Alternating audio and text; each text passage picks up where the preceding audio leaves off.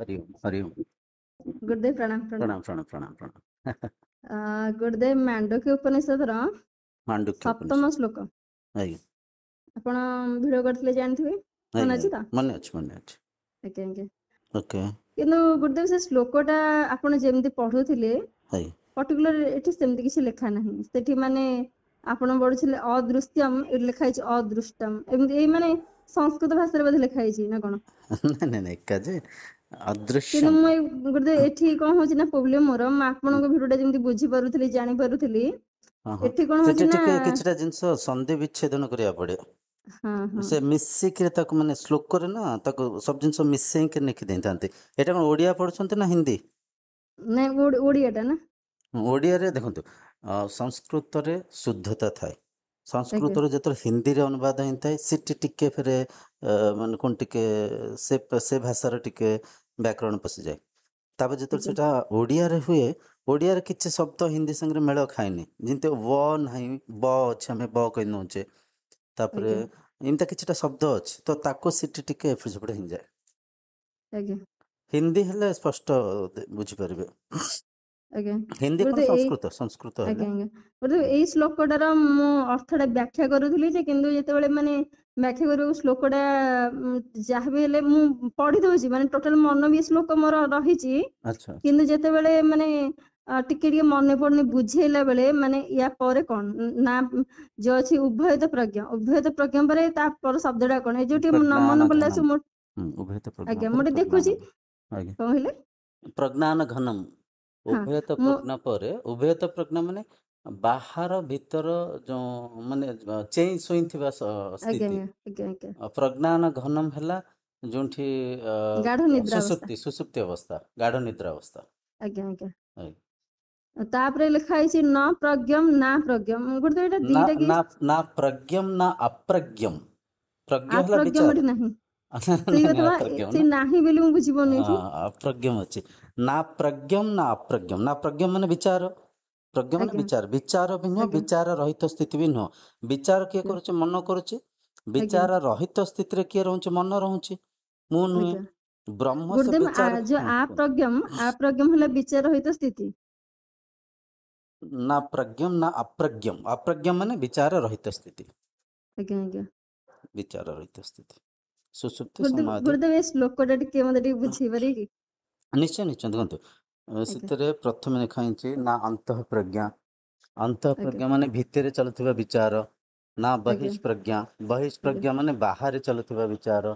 ନା ଆଜ୍ଞା ଉଭୟତ ପ୍ରଜ୍ଞା। ଉଭୟତ ପ୍ରଜ୍ଞା ମାନେ, ଉଭୟତ ପ୍ରଜ୍ଞା ମାନେ ଉଭୟ, ବାହାର ଭିତର। ବାହାର ଭିତର ମାନେ ଆଜ୍ଞା କଣ? ବେଳେ ବେଳେ ଆମେ ଚେଇଁ ଶୋଇଥାଉ। ଯେତେବେଳେ ଆଜ୍ଞା ଚେଇଁ ଶୋଇଥାଉ ସେତେବେଳେ ଆମେ କଣ, ମାନେ ଅଧା ଅଧୁରା ନିଦରେ ଆମେ ବେଳେ ବେଳେ, ଆପଣ ବି ଫିଲ୍ କରିଥିବେ, ଶୋଇଥିବେ, ଅଧା ନିଦ ନାଗି ଆସିଥିବ, ବାହାରେ କିଏ କଥାବାର୍ତ୍ତା ହଉଛନ୍ତି ସେଇଟା ବି ଆମକୁ ଶୁଭୁଥିବ।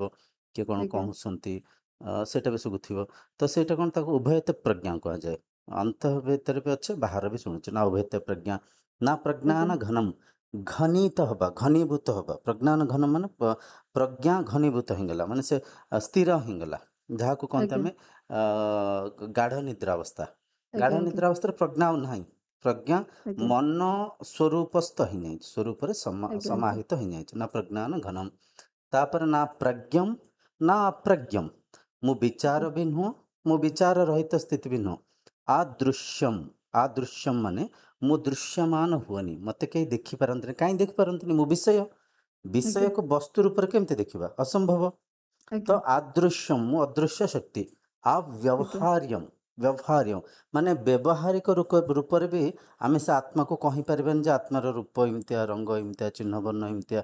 ବ୍ୟବହାରିକ ରୂପରେ ମାନେ ଆମେ କିଛି ଉଦାହରଣ ଦେଇକି ଦେଖନ୍ତୁ। ଉଦାହରଣ ମାନେ ଭାବି ନିଅନ୍ତୁ, ଜଣେ ଜଣେ ପାରା ଦେଖିନାହାନ୍ତି, ତାକୁ ଆମେ କାଉର ଉଦାହରଣ ଦେଇକରି କହିପାରିବା। ପାରାର ଏମିତି ଦିଟା ପକ୍ଷୀ ଥାଏ, କାଉ ପରିକା ଦେଖିବା ପାଇଁ, କିନ୍ତୁ ସେ ଧଳା ଥାଏ। ତା ଥଣ୍ଟ ଟିକେ କାଉ ଥଣ୍ଟଠୁ ଟିକେ ଛୋଟ ଥାଏ। ମାନେ କାହା ସାଙ୍ଗରେ ତୁଳନା କରିକି ଆମେ ବ୍ୟବହାରିକ ରୂପରେ କହିପାରୁଛେ, ଗୋଟେ ବସ୍ତୁକୁ ବର୍ଣ୍ଣନା କରିପାରୁଛେ। କିନ୍ତୁ ବ୍ରହ୍ମକୁ ସେମିତି ଆମେ ବ୍ୟବହାରିକ ରୂପରେ ବି ଆମେ କାହା ଉଦାହରଣ ଦେଇକରି ବୁଝେଇ ପାରିବାନି। ଆଜ୍ଞା ଅବ୍ୟବହାର୍ୟମ୍ ଆଗ୍ରାହ୍ୟମ୍। ଆଗ୍ରାହ୍ୟ ମାନେ ଆତ୍ମାକୁ ଗ୍ରହଣ ବି କରିପାରିବାନି। କାହିଁ ଗ୍ରହଣ କରିପାରିବାନି? ସେ ସବୁଠି ଅଛନ୍ତି, ସେ ବିଷୟ। ଆଜ୍ଞା ଯେଉଁ ଜିନିଷ ନଥାନ୍ତି ତାଙ୍କୁ ଗ୍ରହଣ କରିକି ଆମେ ଆଣିପାର, କି ସ୍ୱୀକାର କରିପାର, କି ଅନୁଭବ କରିପାର। ନଈରେ ପାଣି ଯାଉଛି, ବହି ଯାଉଛି, ତାକୁ ଆମେ ଗୋଟେ ଗିଲାସରେ କି ଗୋଟେ ମାଠିଆରେ ଆମେ ଗ୍ରହଣ କରିପାରିବା, ଆଣିପାରିବା। ଯେଉଁଟାକି ବାହାରେ ଅଛି କି ଏମିତି କହିପାରିବା କରେଣ୍ଟ ତାର ଦେହରେ ଫ୍ଲୋ ହେଉଛି, ତାକୁ ଆଉ ଗୋଟେ ତାର ଯୋଡ଼ିକି ତାକୁ ଆଉ ଗୋଟେ ଡିଭାଇସ୍ ସାଙ୍ଗରେ ଆମେ ଗ୍ରହଣ କରିପାରିବା। କିନ୍ତୁ ଏଠି ଆଗ୍ରାହ୍ୟମ୍ କୁହାହେଉଛି, ତାଙ୍କୁ ଗ୍ରହଣ କରାଯାଇପାରେନି, କାହିଁକିନା ସେ ଅଛନ୍ତି, ସେ ଆଜ୍ଞା ଆଧାର, ସେ ବିଷୟ, ସେ ପ୍ରତ୍ୟେକ ଅନୁଭବର ପଛଆଡ଼େ ଅଛନ୍ତି, ପ୍ରତ୍ୟେକ ଚିନ୍ତା ଚିନ୍ତନର ପଛଆଡ଼େ ଅଛନ୍ତି, ପ୍ରତ୍ୟେକ ମନର ବୃତ୍ତି ପଛଆଡ଼େ ଅଛନ୍ତି। ତେଣୁକରି ସେ ଗ୍ରହଣ ଯୋଗ୍ୟ ବସ୍ତୁ ନୁହନ୍ତି, ଅଗ୍ରାହ୍ୟମ୍। ଅଗ୍ରାହ୍ୟମ୍ ଆଜ୍ଞା ଆଲକ୍ଷଣମ୍ ଆଚିନ୍ତୟମ୍ ଅବ୍ୟବଦେଶମ୍। ଆଲକ୍ଷଣମ୍ ମାନେ ତାଙ୍କର ଲକ୍ଷଣକୁ ବି ଆମେ ବର୍ଣ୍ଣନା କରିପାରିବାନି। ଲକ୍ଷଣ ଆଜ୍ଞା ଦେଖନ୍ତୁ, ଗୋଟେ କଥା, ଯାହାକୁ ବି ମନ ମାଧ୍ୟମରେ ଆମେ ଚିନ୍ତା ମାଧ୍ୟମରେ ତାକୁ ଅନୁଭବ କରୁଛେ ତାର ଲକ୍ଷଣ ଅଛି। ମାନେ ମନ ଆଜ୍ଞା କ'ଣ, ଇନ୍ଦ୍ରିୟ ମାଧ୍ୟମରେ ଯାହା ଆମେ ଅନୁଭବ କରିଛେ, ତ ଅନୁଭବ ଆଜ୍ଞା କାହାକୁ କରିଛେ, ଭୌତିକ ବସ୍ତୁ ପଦାର୍ଥକୁ କରିଛେ, ତ ଅନୁଭବର ଲକ୍ଷଣକୁ ଆମେ କହିପାରିବା। କିନ୍ତୁ ଇଏ ବ୍ରହ୍ମଙ୍କ ଲକ୍ଷଣକୁ ଆମେ ବର୍ଣ୍ଣନା କରିପାରିବାନି। ଆଲକ୍ଷଣମ୍ ଆଚିନ୍ତୟମ୍, ଆଜ୍ଞା ତାଙ୍କୁ ଚିନ୍ତା ମାଧ୍ୟମରେ ଚିନ୍ତନ କରିପାରିବାନି। କାହିଁ କରିପାରିବାନି? ଚିନ୍ତା କାହାକୁ କରୁଛେ? ଅନୁଭବର ସ୍ମୃତିକୁ କରୁଛେ, ଭୌତିକ ବସ୍ତୁ ପଦାର୍ଥ କଥା ଚିନ୍ତା ଚିନ୍ତନ କରୁଛେ। କିନ୍ତୁ ଇଏ ତ ମନର ସାକ୍ଷୀ, ମନର ଦ୍ରଷ୍ଟା, ମନର ଊର୍ଦ୍ଧ୍ୱରେ ଅଛନ୍ତି। ତ ଯିଏ ମନର ଊର୍ଦ୍ଧ୍ୱରେ ଅଛନ୍ତି ତାଙ୍କୁ ମନ ମାଧ୍ୟମରେ କେମିତି ଚିନ୍ତା କରିବା? ଅସମ୍ଭବ। ଆଜ୍ଞା ଆଚିନ୍ତୟମ୍ ଅବ୍ୟବଦେଶମ୍। ଅବ୍ୟବଦେଶମ୍ ମାନେ ଉପଦେଶ ମାଧ୍ୟମରେ ବି କାହାକୁ ଆମେ ବୁଝେଇ ପାରିବାନି ଯେ ବ୍ରହ୍ମ ଏମିତି ଅଟନ୍ତି, ବ୍ରହ୍ମ ସେମିତି ଅଛନ୍ତି। ଯାହାର ଚିହ୍ନ ବର୍ଣ୍ଣ ନାହିଁ, ଯାହାର ରୂପରଙ୍ଗ ନାହିଁ, ଯାହାର ଆକାର ଆକୃତି ନାହିଁ, ଯିଏ ଆପଣ ନିଜେ, ଯିଏ ମୁଁ ହୁଁ ନିଜେ, ଯାହା ଆଜ୍ଞା ସ୍ତରରେ ଆମେ ସମସ୍ତେ ଏକ, ଯାହା ଆପଣ ସେ ମୁଁ। ତ ଯାହାର ଚିହ୍ନ ବର୍ଣ୍ଣ ନାହିଁ, ଯାହାର ଆକାର ଆକୃତି ନାହିଁ, ଯିଏ ମୁଁ ନିଜେ, ଯିଏ ବିଷୟ, ଯାହାକୁ ଆଧାର କରିକି ମନ ଇନ୍ଦ୍ରିୟ ପରିଚାଳନା ହେଉଛି, ତାଙ୍କ କଥା ଆମେ ଉପଦେଶ ମାଧ୍ୟମରେ ବି କହିପାରିବାନି। ଆଜ୍ଞା अव्यपदेशम एकात्म प्रत्यय सारम। एक आत्मा ଆଜ୍ଞା माने से एक आत्मा है एक। प्रत्यय सारम, प्रत्यय सार वस्तु है सी आधार, प्रत्येक इंद्रियर आधार, प्रत्येक मनर चिंता चिंतनर आधार, प्रत्येक शरीरर आधार, प्रत्येक भौतिक वस्तु पदार्थर आधार, प्रत्येक संसार पंचभूतर निर्माण होता प्रत्येक वस्तु पदार्थर सी आधार। प्रपंचम ଆଜ୍ଞା उपशमम, प्रपंचम उपशमम, प्रपंच ये सारा विश्व से आत्मशक्तिर उपशमन होकर अच्छी। एकात्म प्रत्यय सारम प्रपंचम उपशमम। शांतम, आत्मा स्वतः शांति, आत्मा को शांति देवा, आत्मा को शांति मिलू, आम विभिन्न पूजा अनेक अर्चना कार्यक्रम करछे, किंतु आत्मा ही शांति, आत्मा को शांतिर आवश्यक नहीं, आत्मा ही शांति। शांतम शिवम, शिव स्वरूप आत्मा को ताल चिन्हवा केमती? जोग द्वारा, ध्यान द्वारा, निज संगे निजे समाहित होकर, इंद्रिय मनर ऊर्ध्व को जाकर निज तत्व निज उपनीत होकर चिन्हवा। शिवम शांतम शिवम अद्वैतम, अद्वैतम माने दुई नाहांती, दुई नाहांती एक, अद्वैतम चतुर्थम मन्यन्ते, चतुर्थम मन्यन्ते माने चतुर्थ मनर जो चतुर्थ अवस्था, जागृत, स्वप्न, सुषुप्ति, तुरीय, जो तुरीय अवस्था, जो चतुर्थ अवस्था, चतुर्थम मन्यन्ते सा आत्मा सविज्ञयम, सा आत्मा सविज्ञम। सेपरिक आत्मा मुक्त अछंती, सेपरिक आत्मा तृप्त अछंती, सेपरिक आत्मा आनंद स्थिति अछंती, मुक्त अछंती। आत्मा को कहीं बांधि पारिबेनी। आत्मा ना आसंती, आत्मा ना जाती, आत्मा थिले अछंती रहिबे, से मुक्त ଆଜ୍ଞା अछंती। किंतु बंधन किए पड़ी? मन पड़ी। बंधन किए पड़ी? संस्कार पड़ी। बंधन किए ଆଜ୍ଞା पड़ी? आम व्यवहारिक मन पड़ी। मन बंधन अच्छे, आत्मार मुक्तिर आवश्यक नहीं। आत्मा मुक्त अच्छी, सविज्ञयम, से मुक्त, तांको केही बांधि पारिबेनी, से मुक्त, मुक्त थिले मुक्त अछंती, मुक्त रहिबे। ଆଜ୍ଞା बहुत गभीर श्लोक एटा, बहुत ଆଜ୍ଞା गभीर श्लोक। ଗୋଟେ ମୁଁ ଯୋଉ କଟକରୁ ଗୋଟେ ବହି ଆଣିଥିଲି, ଉପନିଷଦ ବହି, अच्छा, कि ସେଥିରେ उपनिषद कहले सेटा? ସେଥିରେ ସବୁ ମିଶିକି ଥିଲା। अच्छा अच्छा अच्छा अच्छा। ମାନେ ସବୁ ଉପନିଷଦ, ମାଣ୍ଡୁକ୍ୟ, ତାପରେ ଆମର ମୁଣ୍ଡକ, हम्म, ତାପରେ ପ୍ରଶ୍ନ ଯୋଉ କଠ ଉପନିଷଦ, ଏମିତି ସବୁ ସବୁ हाँ हाँ, ପ୍ରକାର ସେଥିରେ ମିଶିକି 4-5-6ଟା ମିଶିକି ସେଥିରେ ଥିଲା। सब थर टिके गोटे गोटे मंत्र तले। ହଁ ହଁ ଗୁରୁଦେବ ଯୋଉ ଆଉ ଗୋଟେ ଶ୍ଲୋକଟା ଥିଲା, ମୁଁ ଗୀତା ସବୁବେଳେ ଟିକେ ପଢୁଛି ସକାଳେ, अच्छा ପାଖାପାଖି 1.5 ଘଣ୍ଟା 2 ଘଣ୍ଟା ଖଣ୍ଡେ ଧ୍ୟାନ କରିସାରିଲା ପରେ अच्छा ଗୀତା ଟିକେ ଟିକେ ପଢୁଛି। अच्छा। ଯେତିକି ମତେ ତ ଏମିତିରେ ଟାଇମ ହଉନି, କିନ୍ତୁ ଯେତିକି ବି ସମୟ ମତେ ସକାଳେ ମିଳୁଛି ମୁଁ ଟିକେ ଗୀତା ପଢୁଛି। आई ଗୋଟେ ମୋ ମନରେ ଆସିଲା, ମୁଁ ବି ସେ ଶ୍ଲୋକଟା ବି ପଢୁଥିଲି, आई ଯୋଉ ଯଦା ଯଦା ହି ଧର୍ମସ୍ୟ, आई। ଆପଣ ଜାଣିଥିବେ ଶ୍ଲୋକଟା? हम्म।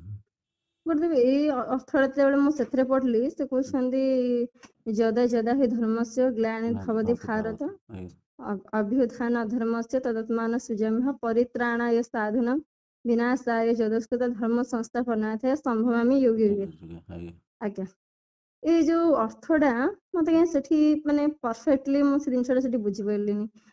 ଅର୍ଥଟା ଏମିତି ଥିଲା କି ଯଦା ଯଦା ହି ଧର୍ମସ୍ୟ ଯେବେ ବି ଗ୍ଲାନି ଧର୍ମର ଆଜ୍ଞା ହଁ କୁହନ୍ତୁ ହଁ ପଢନ୍ତୁ ପଢନ୍ତୁ ଯଦା ଯଦା ହି ଧର୍ମସ୍ୟ ଗ୍ଲାନିର୍ଭବତି ଭାରତ, ଯେବେ ଯେବେ ଧର୍ମର କ୍ଷୟ ହୁଏ, ଯେତେବେଳେ ଧର୍ମ ଧୀରେ ଧୀରେ କଣ ହୁଏ ନା ନଷ୍ଟ ହୁଏ, ଆଜ୍ଞା ଯେତେବେଳେ ଦୁଷ୍ଟ ଲୋକ ଗୁଡାକ କଣ କରନ୍ତି ନଷ୍ଟ କରି କରି ଯାଆନ୍ତି, ଆଜ୍ଞା ଯଦି ଧର୍ମସ୍ୟ ଗ୍ଲାନିର୍ଭବତି ଭାରତ ଅଭ୍ୟୁତ୍ଥାନ ଅଧର୍ମସ୍ୟ ତଦାତ୍ମାନ ସୃଜାମ୍ୟଃ।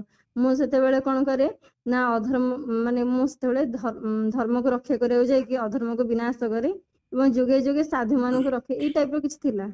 ଆଜ୍ଞା କିନ୍ତୁ ସେଠି ମୁଁ ବୁଝିଲି। ପରଫେକ୍ଟଲି ଏଇ ଜିନିଷଟା ବୁଝିପାରିଲିନି। ମୁଁ କହିଲି ଗୁରୁଦେବଙ୍କୁ ପଚାରିବା। ନାଇଁ ଏଠି ମୂଳ ଆଉ କଥା ଦେଖନ୍ତୁ, ମୂଳ ଆଜ୍ଞା କଥା ଆଜ୍ଞା ହେଲା ଯେବେ ବି ଅଧର୍ମ ଅଧିକ ହେଇଯାଏ, ଆଜ୍ଞା ଅଧିକ ହେଇଯାଏ, ଧର୍ମ ବି ସେଇ କରୁଛନ୍ତି ଅଧର୍ମ ବି ସେଇ କରୁଛନ୍ତି, ଯୋଉଠି ଦୁଇ ନାହାନ୍ତି ଆଜ୍ଞା ସେଠି ଅଦ୍ୱୈତ ତତ୍ଵରେ ତ ଧର୍ମ ଅଧର୍ମର ଲୀଳା ଚାଲିଛି।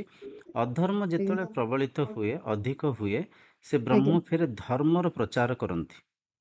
ଆଜ୍ଞା ଧର୍ମକୁ ପ୍ରତିଷ୍ଠାନ କରିକି ଅଧର୍ମକୁ ବିନାଶ କରିଦିଅନ୍ତି। ଫେର ଆଉ ଥରେ ସେ ତାଙ୍କ ସ୍ୱରୂପସ୍ଥ ହେଇଯାଆନ୍ତି। ମାନେ ଆଜ୍ଞା ନିଜ ସ୍ୱରୂପରେ ନିଜେ ହିଁ ସଂସାରକୁ ଗଢ଼ିଛନ୍ତି, କିନ୍ତୁ ଆଜ୍ଞା ଯୋଉଠି ବି ଅଧର୍ମ ବଢ଼ି ଯାଉଛି, ଦୁରାଚାର ବଢ଼ି ଯାଉଛି, ସେଠି ସେଠୁ ଆଉ ଥରେ ସିଏ ଧର୍ମର ପ୍ରତିଷ୍ଠାନ କରନ୍ତି। ସାଧୁଙ୍କ ରକ୍ଷା ହୁଏ ମାନେ କ'ଣ, ଅଧିକାଂଶ ଲୋକ ସାଧୁତା ହିଁ ଯାଆନ୍ତି। ଯେଉଁଠି ଧର୍ମର ସଠିକ୍ ପ୍ରଚାର ହେଲା, ଅଧର୍ମ ବିନାଶ ହେଲା, ତ ଧର୍ମରେ ତ ସମସ୍ତେ ସାଧୁ। ଧାର୍ମିକ ଆଜ୍ଞା ଧାର୍ମିକ ଆଚରଣ କରିବେ, ସମସ୍ତେ ସମସ୍ତେ ଶାସ୍ତ୍ରକୁ ପଢ଼ିବେ, ସମସ୍ତେ ଜଣେ ଜଣଙ୍କର ସାହାରା ହେଇକି ଶ୍ରଦ୍ଧା ସହିତ ବଞ୍ଚିବେ, ତ ସେଠି ଧର୍ମ ପ୍ରତିଷ୍ଠାନ ହେଇଗଲା। ତ ଏଠି ମୂଳ କଥା, ଆମେ ଆକ୍ଚୁଆଲି ଯେମିତି ଆମେ ଠାକୁରଙ୍କୁ ଦ୍ୱୈତ ରୂପରେ ଯେହେତୁ ଚିହ୍ନିଛେ, ଏ ଶ୍ଲୋକକୁ ବି ଦୁଇ ରୂପରେ ବୁଝୁଛେ। ମୁଁ ଜନ୍ମ ନିଏ, ମୁଁ ଉଦ୍ଧାର କରେ, ମାନେ ସେଠି ମୁଁ ମାନେ ସେଠି ଆମେ ଶରୀରଧାରୀ କୃଷ୍ଣଙ୍କର ଯେହେତୁ ଆମେ ଟିଭି ଦ୍ୱାରା, ତାପରେ ଚିତ୍ର ଯେଉଁ ସିନେମା ଦ୍ୱାରା ଆମେ ଦେଖିଦେଇଛେ, ସେଟା ଆମେ ଭାବୁଛେ କିଏ ଆସିବେ ଉଦ୍ଧାର କରିବା ପାଇଁ। କେହି ଆଜ୍ଞା। ଆସନ୍ତିନି, କେହି ଆସନ୍ତିନି। କିନ୍ତୁ ଯେତେବେଳେ ଗୁରୁଦେବ ସେଥିରେ ଲେଖା ହେଇଛି କି ମାନେ ମୁଁ ଯୁଗେ ଯୁଗେ ଅବତାର ନିଏ। ଅବତାର ଏକା କଥା। ଯିଏ ବି ଅବୈଖା ଆପଣ ପ୍ରଚାର କରୁଛନ୍ତି, କିଛି ଦିନ ଯଦି ଆପଣଙ୍କ ପ୍ରଚାର ଗ୍ରହଣୀୟ ହେଲା, ଅନେକ ଲୋକ ଆପଣଙ୍କର ଚେଲା ହେଲେ, ବହୁତ ଭକ୍ତ ହେଲେ, ତ ଅବତାର ପୁରୁଷ ଆପଣ ବି ହେଇଯିବେ। ଅବତାର କେହି ଆଜ୍ଞା ନିଅନ୍ତିନି। ଅବତାର ମାନେ ଯିଏ ବି ଧର୍ମର ପ୍ରଚାର କଲା, ଯିଏ ବି ବ୍ରହ୍ମକୁ ଚିହ୍ନିଲା, ଯିଏ ବି ବ୍ରହ୍ମ ତତ୍ତ୍ୱ ବ୍ରହ୍ମବେଦ ବ୍ରହ୍ମହେତୁ ଭବତୁ, ଯିଏ ବ୍ରହ୍ମକୁ ଚିହ୍ନିଲେ ସେ ବ୍ରହ୍ମ ପାଲଟି ଗଲେ। ଯିଏ ବ୍ରହ୍ମ ଆଜ୍ଞା ପାଲଟି ଗଲେ, ତାଙ୍କୁ ତାଙ୍କ ସ୍ୱରୂପକୁ ସମସ୍ତେ ପୂଜା କଲେ। ତ ଅବତାର ନେବା ମାନେ ଅବତାର କେହି ଆମେ ଭାବୁଛେ କେଉଁଠି ଆସନ୍ତି, କେଉଁଠି ଆସିକି ଲୀଳା କରନ୍ତି। ଯଦି ଭଗବାନ କୃଷ୍ଣଙ୍କ ଜୀବନ ଚରିତ୍ରକୁ ଆମେ ଠିକ୍ ସେ ପରଖିବା, ସେ ଦେଖନ୍ତୁ ଜେଲରେ ଜନ୍ମ ହେଇଛନ୍ତି, କାରାଗାର ଭିତରେ ଜନ୍ମ ହେବା, କେତେ କଷ୍ଟ ଯନ୍ତ୍ରଣାରେ ତାଙ୍କ ମା ତାଙ୍କୁ ସେଠି ଜନ୍ମ ଦେଇଛନ୍ତି। ଜନ୍ମ ହଉ ହଉ ତାଙ୍କୁ ଫେରେ ନନ୍ଦ ମହାରାଜ ନେଇକି ତାଙ୍କୁ ଆଉ ଗୋଟେ ଜାଗାରେ ତାଙ୍କୁ ପାଳନ ହେଲା। କଂସଙ୍କ ସାଙ୍ଗରେ ଯୁଦ୍ଧ କରିଛନ୍ତି, କେତେ ସେ ଗାଈ ଚରେଇଛନ୍ତି, ମାନେ କେତେ ଦୁଃଖରେ ସେ ତାଙ୍କ ଜୀବନ ବିତେଇଛନ୍ତି। ଏତେ ଦୁଃଖରେ ଥାଇକିରି ମଧ୍ୟ ସାଧନା ମାଧ୍ୟମରେ ସେ ବ୍ରହ୍ମତତ୍ତ୍ୱକୁ ବୁଝିପାରିଛନ୍ତି, ବ୍ରହ୍ମଜ୍ଞାନର ପ୍ରଚାର କରିଛନ୍ତି। ତ ଅବତାର ଯିଏ ବି ନେଇଛନ୍ତି, ସିଏ କଷ୍ଟକୁ ଅନୁଭବ କରିନାହାନ୍ତି କି, ପୀଡ଼ାକୁ ଅନୁଭବ କରିନାହାନ୍ତି କି? ନିଶ୍ଚୟ କରିଛନ୍ତି। ସ୍ୱାମୀ ଆଜ୍ଞା ବିବେକାନନ୍ଦ ରାମଣ ମହର୍ଷିକି ଦେଖନ୍ତୁ। ରାମଣ ମହର୍ଷି ସିଏ ତାଙ୍କ ପିତାଙ୍କ ଦେହାନ୍ତ ହେଇଗଲା। ଯେମିତି ପିତାଙ୍କ ଦେହାନ୍ତ ହେଇଗଲା, ତାଙ୍କ ମନେ ଗୋଟେ ଜିଜ୍ଞାସା କରୁଥିଲା, ମୃତ୍ୟୁ କ'ଣ? ମୃତ୍ୟୁ କ'ଣ? ବାପା କୁଆଡ଼େ ଗଲେ? ମୃତ୍ୟୁ ପରେ କେଉଁଠୁ ଆସିଥିଲେ? ସେ ଘରକୁ ଯାଇକି ସିଧା ଲମ୍ବ ହିଁ ଶୋଇ ପଡ଼ିବେ। ତାଙ୍କ ନିଜର ମୃତ୍ୟୁ ହେଲା ପରିକା ସେ ସେଠୁ ଆକଳନ କରିବେ, ଅନୁଭବ କରିବା ପାଇଁ, ମାନେ ମନ ଭିତରେ ଚିନ୍ତନ କରିବେ। ସେ ଘର ତ୍ୟାଗ କରିଦେଇ ପଳେଇବେ। ମନ୍ଦିରରେ ଅନେକ ଜାଗାରେ ସେଠି ମାନେ ବ୍ରହ୍ମାନୁଭୂତି କରିବା ପାଇଁ ଅନେକ ସାଧୁସନ୍ତଙ୍କ ପାଖକୁ ଯିବେ। ଅନେକ ଅବସ୍ଥା ହେଲା ପରେ ଗୋଟେ ମନ୍ଦିରରେ ଯାଇକରି ସ୍ତବ୍ଧ ହେଇକରି ବସିଯିବେ, ଧ୍ୟାନସ୍ଥ ଆଜ୍ଞା ହେଇଯିବେ। ଆଉ ସିଏ ଘରୁ ଆଣିଥିବା, ତାଙ୍କ ପାଖେ 3 ଟଙ୍କା ଥିବ, କାନରେ 2ଟା ନଳି ଥିବ ଯେଉଁ ସୁନାର, ତାକୁ ସବୁ ବାହାର କରିକିରି ଗୋଟେ ପୋଖରୀରେ ଫୋପାଡ଼ି ଦେବେ। ଗୋଟେ କୌପିନ ମାରିକିରି ମନ୍ଦିର ଭିତରେ ବସିକିରି ସେ ସେଠୁ ବ୍ରହ୍ମାନୁଭୂତି କରିବେ। ମାନେ ଦେଖନ୍ତୁ କେତେ କଷ୍ଟ ସବୁ ଅନୁଭବ କରୁଛନ୍ତି। ଆମେ ଆଜ୍ଞା ଭାବୁଛେ କୋଉଠୁ କିଏ ଅବତାର ନେଇକିରି ଟିଭିରେ ସବୁ ଦେଖାନ୍ତି ନା, ଛୋଟବେଳେ କିଏ ପିଲାଟେ ଜନ୍ମ ହେଲେ ତାଙ୍କ ମୁଣ୍ଡ ଚାରିପାଖ ଯାକ ଗୋଟେ ଚକ୍ରି ଘୁରେଇ ନେଉଛନ୍ତି, ଗୋଟେ ଏନିମେସନ୍ କରିକିରି ଏଡ଼ିଟିଂ କରିକି ଦେଖି ନେଉଛନ୍ତି, କୋଉଠି ଆଖିରେ ଚମକ ବାହାରୁଛି, ପାଟି ଭିତରେ ବ୍ରହ୍ମାଣ୍ଡ ଅଛି, ଏମିତି ଏପରିକା ଦେଖେଇ ନେଉଛନ୍ତି। ତ ଆମେ ଭାବୁଛେ କି ଅବତାର ପୁରୁଷ ଯିଏ ନିଅନ୍ତି ଛୋଟବେଳଠୁ ସେ ଅବତାରରେ ହିଁ ଥାନ୍ତି। ଅବତାର ପୁରୁଷ କେତେ କଷ୍ଟ ଦୁଃଖକୁ ସହିଛନ୍ତି, ତାଙ୍କ କଷ୍ଟକୁ ଯଦି ଆମେ ଦେଖିବା, ତାଙ୍କ ଦୁଃଖକୁ ଯଦି ଆମେ ପରଖିବା, ଅବତାର କ'ଣ ସଠିକରେ ଆମେ ବୁଝିପାରିବା। ଅବତାର ହେଲା ଯିଏ ସତ୍ୟକୁ ଚିହ୍ନିଛନ୍ତି। ଭଗବାନ ଗୌତମ ବୁଦ୍ଧଙ୍କ କଥା ଦେଖନ୍ତୁ, ସିଏ ଗୃହ ଆଜ୍ଞା ତ୍ୟାଗ କରି କେତେ ମାନେ ଯନ୍ତ୍ରଣା, କେତେ କଷ୍ଟକୁ, ଜଣେ ରାଜକୁମାର ଯିଏକି ଶଙ୍ଖ ମଲମଲ ମାନେ ପଲଙ୍କ ଉପରେ ଶୋଉଥିଲେ, ଯିଏକି ସୁନାର ଥାଳିରେ ଖାଦ୍ୟ ଖାଉଥିଲେ, ଯିଏ ଏତେ ଆଡ଼ମ୍ବର ଭିତରେ ଥିଲେ, ସିଏ ଯେତେବେଳେ ଘର ତ୍ୟାଗ କରିକି ଯାଇକରି ବଣରେ ରହିଲେ, ଜଙ୍ଗଲରେ ଶୋଇଲେ, ତାଙ୍କ ମାନେ କଷ୍ଟଟାକୁ ଆପଣ ଫିଲ୍ କରନ୍ତୁ, କେତେ ସେ କଷ୍ଟ ଆଜ୍ଞା ସହିଛନ୍ତି। ତ ସେତିକି କଷ୍ଟ ସହିବାର, ସେତିକି ତପସ୍ୟା କରିବାର ସମୟ ଆସିଲା, ସେ ବ୍ରହ୍ମାନୁଭୂତି କଲେ, ବ୍ରହ୍ମ ଜ୍ଞାନର ପ୍ରଚାର କରିବା ପାଇଁ ସେ ସଂସାରକୁ ଆସିଲେ। ତ ଯେତିକି ବି ମହାପୁରୁଷ ଆମେ ଦେଖିବା, ଯିଏ ବି ଏ ସଂସାରରେ ମାନେ ବ୍ରହ୍ମାନୁଭୂତି କରିଛନ୍ତି, ସେ ଅନେକ କଷ୍ଟକୁ ସହିଛନ୍ତି, ଅନେକ ଦୁଃଖକୁ ସହିଛନ୍ତି। ତ ଅବତାର ମାନେ କେହି ଆସନ୍ତିନି ଏଇ ଆମର ଏଇ ଯେଉଁ ସମାଜ ଭିତରେ। ଶରୀର ସ୍ତରରେ ତ ଆମେ ଭିନ୍ନତା ମାନିଛେ, କିନ୍ତୁ ବ୍ରହ୍ମ ସ୍ତରରେ ତ ଆମେ ସମସ୍ତେ ଏକ। ସେ ଶରୀର ସ୍ତରରେ ଯେଉଁ ସଜ୍ଜନ, ଯେଉଁ ସାଧୁ ଯିଏ ସତ୍ୟକୁ ଦର୍ଶନ କରିଛନ୍ତି, ସିଏ ସତ୍ୟର ଅର୍ଥକୁ ପ୍ରୟାସ କରିଛନ୍ତି ପ୍ରଚାର କରିବା ପାଇଁ। କାହିଁକିନା ସେ ବୁଝିପାରିଥାନ୍ତି କେଉଁଥିପାଇଁ ସଂସାର ବିନାଶ ଆଡ଼କୁ ଯାଉଛି, ଏ ସଂସାର ବିନାଶର କାରଣ କ'ଣ, କେଉଁ ଜ୍ଞାନର ଅଭାବରୁ ଆଜି ସଂସାର ଦ୍ୱୈତ ହେଇଯାଇଛି, ମଣିଷ ମାନବ ଦାନବ ପାଲଟି ଯାଇଛି, ଜଣେ ଜଣକୁ ମାନେ ଲୁଣ୍ଠନ କରୁଛନ୍ତି, କେଉଁଥିପାଇଁ ସେ ବୁଝିପାରିଥାନ୍ତି। ଏଇ ଜ୍ଞାନର ଅଭାବରୁ, ଆଜ୍ଞା ଏଇ ବ୍ରହ୍ମଜ୍ଞାନର ଅଭାବରୁ ସେ ପ୍ରଚାର କରିଥାନ୍ତି। ଶିବମୁନି ଦେଖନ୍ତୁ, ସେ ଆପଣଙ୍କର ଉତ୍ତରପ୍ରଦେଶରୁ ଚାଲି ଚାଲିକା ଆସିଥିଲେ ଭାରି, କେଉଁଠିକି ଆପଣଙ୍କର ଯେଉଁ ବାଲେଶ୍ୱର, ଓଡ଼ିଶା ଆସିକରି ସେ ବ୍ରହ୍ମଜ୍ଞାନର ପ୍ରଚାର କରିଥିଲେ। ତ ଯିଏ ବି ବ୍ରହ୍ମାନୁଭୂତି କରିଥାନ୍ତି, ସେ ଯେହେତୁ ଜାଣିଥାନ୍ତି ଏଇ ଜ୍ଞାନର ଅଭାବରୁ ସଂସାର ଆଜି ବିନାଶ ଆଡ଼କୁ ଯାଉଛି, ବ୍ରହ୍ମ ଯେଉଁ ଲୀଳା ରଚିଥିଲେ, ଲୀଳାର ଦୁଃଖ ପୀଡ଼ାରେ ସେ ବ୍ରହ୍ମ ଅଛନ୍ତି। ବ୍ରହ୍ମ ତ ଦୁଃଖରେ ପୀଡ଼ାରେ ହୁଅନ୍ତିନି, ତଥାପି ଯେଉଁ ଶରୀର ସ୍ତରରେ ଆମେ କଥା ହେଉଛେ, ତ ସେ ପ୍ରଚାର କରିବା ପାଇଁ ଚେଷ୍ଟା ପ୍ରଚେଷ୍ଟା କରିଛନ୍ତି। ତ ଏଇଠି କେହି ଅବତାର ନିଅନ୍ତିନି। ଆଉ ଅବତାର ଆମେ ଗୋଟେ ମାନିଛେ, ଅବତାର ଯିଏ ସତ୍ୟକୁ ଚିହ୍ନିକିରି ସତ୍ୟର ପ୍ରଚାର କରିଛନ୍ତି, ତାଙ୍କୁ ଆମେ ଦେବତା ତୁଲ୍ୟ, ଗୁରୁତୁଲ୍ୟ ପୂଜା କରିଛେ, ତାଙ୍କୁ ସମ୍ମାନ ଦେଇଛେ।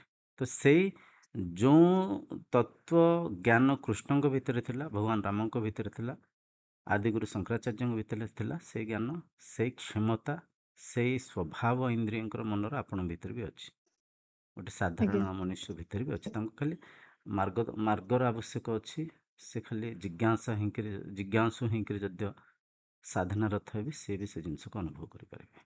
ଗୋଟେ ଯୋଉ ରାମସୁଖ ଦାସ ଯୋଉ ଗୀତା ଲେଖିଛନ୍ତି, ଆଜ୍ଞା ସେ ଗୀତାଟା ମୁଁ ଯେତେବେଳେ ପ୍ରଥମରୁ ପଢିଲି ମତେ ଠିକ ଠାକ ଲାଗିଲା। ତାପରେ ଆମର ଯୋଉ ଦ୍ୱିତୀୟ ଅଧ୍ୟାୟଟା ପୁରା ମାନେ ତତ୍ତ୍ୱଜ୍ଞାନ ନା, ଆଜ୍ଞା ଆଜ୍ଞା। ସେଇଟା ମତେ ବହୁତ ବଢିଆ ଲାଗିଲା। ମୁଁ ପଢିଲି, ସେଥିପାଇଁ ମତେ ଆଗ୍ରହ ଲାଗିଲା ଯେ ନାଇଁ ଏଇ ଗୀତାଟା ଠିକ, ମୁଁ ଆକୁ ନାଇଁ, ପୁରା ରାମ ସମ୍ପୂର୍ଣ୍ଣ ସୁଖଦାସ ବିରାଟ ସନ୍ଥ, ବହୁତ ଅଦ୍ୱୈତ ଶୁଣିନାହାନ୍ତି ବେଦାନ୍ତ। ଗୁରୁଦେବ। ଆଜ୍ଞା ତାପରେ ମୁଁ ଆକୁ ସେବେଠୁ ପ୍ରୟାସ କଲି ପଢିବା ପାଇଁ। କିନ୍ତୁ ଏବେ ଚତୁର୍ଥ ଅଧ୍ୟାୟ ଚାଲିଛି, ଆଜ୍ଞା। ଚତୁର୍ଥ ଅଧ୍ୟାୟରେ ମାନେ ଟିକେ ମିଶି ଯାଉଛି। ମୁଁ ଚାହୁଁଛି କି ପ୍ରିୟ ଜିନିଷ ଟା ଟିକେ ଗ୍ରହଣ କରିବା ପାଇଁ, କିନ୍ତୁ ନା, ସେଥିରେ ଶୁଣନ୍ତୁ ଆଜ୍ଞା ଆଜ୍ଞା ଯେତେବେଳେ ଜଣେ ବ୍ରହ୍ମାନୁଭୂତି କରିଦିଅନ୍ତି, ସେ ଆଜ୍ଞା ତାଙ୍କୁ ତତ୍ତ୍ୱ ହିଁ ସୁଖ ଦିଏ। ଦ୍ୱୈତ ଆଉ ଆଜ୍ଞା ଯେଉଁ ଦୁଇ ଭାବରେ ଯେଉଁଠି କୁହାହେଲେ ତାଙ୍କୁ ଟିକେ ଭଲ ଲାଗେନି। ତ ସେଇଆ ଆପଣଙ୍କ ସାଙ୍ଗରେ ହେଉଛି, ଯେହେତୁ ଆପଣ ବ୍ରହ୍ମଙ୍କୁ ଚିହ୍ନିଛନ୍ତି, ଆଜ୍ଞା ବ୍ରହ୍ମାନୁଭୂତି କରିଛନ୍ତି। ତ ଆଜ୍ଞା ଏବେ କ'ଣ ନାଇଁ ସବୁ ସେଠି ଗୁରୁଦେବ ଜିନିଷକୁ କଣ ହଉଛି ନା ଆମର। ନାଇଁ, ଦେଖନ୍ତୁ ଆଜ୍ଞା ଶୁଣନ୍ତୁ ଆଜ୍ଞା ଟିକେ, ଏଠି ଆଜ୍ଞା ହେଉଛି କ'ଣ, ସମସ୍ତେ ଅଦ୍ୱୈତ ତତ୍ତ୍ୱକୁ ସହଜ ଭାବରେ ବୁଝିପାରନ୍ତିନି। ଆଜ୍ଞା ବୁଝୁଛି, ସମସ୍ତଙ୍କର ସେ ସ୍ତରର ଜ୍ଞାନ ନାହିଁ ନା। ତ ତାଙ୍କୁ ଆଜ୍ଞା ଦ୍ୱୈତରେ ବି କେଉଁଠି ବୁଝେଇବାକୁ ପଡ଼େ, ଦ୍ୱୈତରେ ବୁଝେଇବାକୁ ପଡ଼େ। ମାନେ ଦୁଇରେ, ଶରୀର ସ୍ତରରେ, ମନ ସ୍ତରରେ, ଜୀବ ସ୍ତରରେ, ଦୁଇ ରୂପରେ କେଉଁଠି ବୁଝେଇବା ପାଇଁ ପ୍ରୟାସ କରିଛନ୍ତି। ତା ମାନେ ନୁହଁ ଯେ ସେ ଦୁଇ ରୂପରେ କହିଛନ୍ତି। ତ ସେ ଆଜ୍ଞା ଯେଉଁ ଶ୍ଲୋକକୁ, ମନ୍ତ୍ରକୁ ଆପଣ ପଢ଼ୁଛନ୍ତି, ତାକୁ ଯଦି ଗଭୀର ଭାବରେ ପରଖିବେ, ତାଙ୍କ ଉଦ୍ଦେଶ୍ୟ କ'ଣ, ସେ କେଉଁ ଷ୍ଟାଣ୍ଡ ପଏଣ୍ଟରେ ବୁଝିବା ପାଇଁ ଚେଷ୍ଟା କରୁଛନ୍ତି, ସେଇଟା ଆପଣ ଧରିପାରିବେ।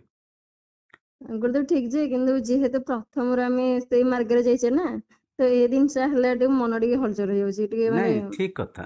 ଆଜ୍ଞା ତତ୍ତ୍ୱ ଯେମିତି ଅଛି ସେମିତି ହିଁ ପ୍ରଚାର ହବା ଦରକାର, ମୁଁ ବି ଆଜ୍ଞା ଏକମତ ଏ କଥାରେ, କାହିଁକି ନା ଯୋଉଠି ଆଜ୍ଞା ଦ୍ୱୈତ, ଯୋଉଠି ସକାମ ଭକ୍ତି, ସେଠି ଫେରେ ଫେରେ ବ୍ରହ୍ମ ଦ୍ୱୟୀ ହିଁ ଯିବେ, ବ୍ରହ୍ମ ଫେରେ ଆଉ ଆଜ୍ଞା କୋଉଠି ଅଲଗା ହିଁ ଯିବେ, ନିଜ ବାହାରେ ହିଁ ଯିବେ।